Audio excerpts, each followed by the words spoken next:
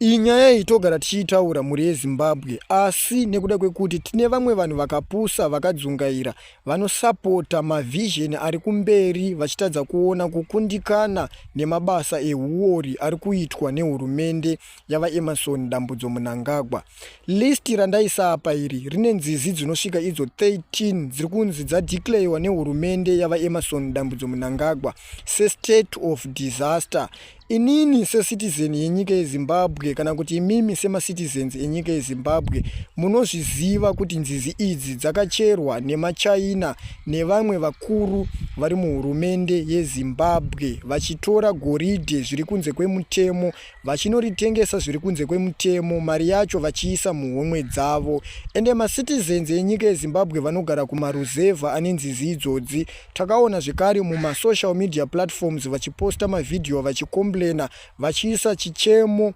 kuhurumende kuti hurumende inge inomisa vanhu ivavo, asi nekuda kwekuti vanhu ivavo vaiita zvinhu izvozvo ndo vanhu vamwe chete vemuhurumende vaikumbirwa nemacitizens enyika yeZimbabwe kuti vamise zvinhu izvozvo, havana kusumudza musoro, havana kutora matanho. Nekuda kwekuti goridhe riya rapera munzizi idzodzo dzavaimaina, tirikuona panapa kuti vadzoka kuvanhu vakudedzera kuti nzizi idzi ngadzigadzirwe zvechimbi chimbi, zvisinei nekuti ivo ndo vakachera nzizi idzodzi, mari yacho vakaisa muhomwe mavo. Ndirikuona panapa vari kudedzera kuti nzizi idzi ngadzigadzirwe zvechimbi chimbi, zvichireva izvo kuti pakugadzirwa tenda